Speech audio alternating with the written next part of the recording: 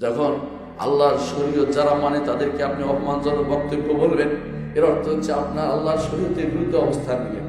যখন দাড়িওয়ালাদেরকে অপমান করবেন, যখন আল্লাহর বিধান যারা প্রবর্তন করতে চায় তাদের বিরুদ্ধে অবস্থান নেবেন, আল্লাহর বিধানের কথা যখন বলা হবে তখন আপনি সেটা শুনতে চাইবেন না, তখন আপনার অন্তরে কি আছে সেটাও আল্লাহ জানেন, এবং সেটার জন্য আপনি প্রস্তুত থাকুন।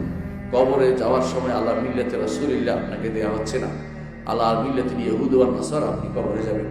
আর কবরে গেলে প্রশ্ন উত্তর দেওয়ার জন্য আপনি প্রস্তুত থাকেন, আপনি কি আল্লাহকে রব মেনেছেন কিনা, আল্লাহর বিধান আল্লাহর শরীয়ত মানছেন কিনা। রব মানলে তো শরীয়ত উত্তর দিতে হবে, উত্তর যদি দিতে হয় আল্লাহর শরীয়ত বাস্তবায়ন করতে হবে।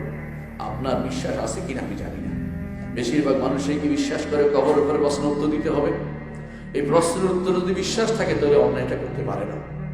আপনি যদি বিশ্বাস করতেন যে মুহাম্মদুর রাসূলুল্লাহ সাল্লাল্লাহু আলাইহি ওয়াসাল্লাম তিনি আপনার আদর্শ, তিনি তাকে মেনেই চলতে হবে, তাহলে আপনার সংবিধানে তার নামটি আল্লাহর পরেই মুহাম্মদুর রাসূলুল্লাহ সাল্লাল্লাহু আলাইহি ওয়াসাল্লামের নামটি থাকতো। আপনার এখানে থাকতো বিসমিল্লাহ ওয়াসসালাতু ওয়াসসালামু আলা রাসূলিল্লাহ। এইটা সংবিধানে না থাকলে অর্থ হচ্ছে আপনি এখন পর্যন্ত আল্লাহ তাআলা যে ঈমান আনতে বলেছেন সেই ঈমান আপনি আনেননি।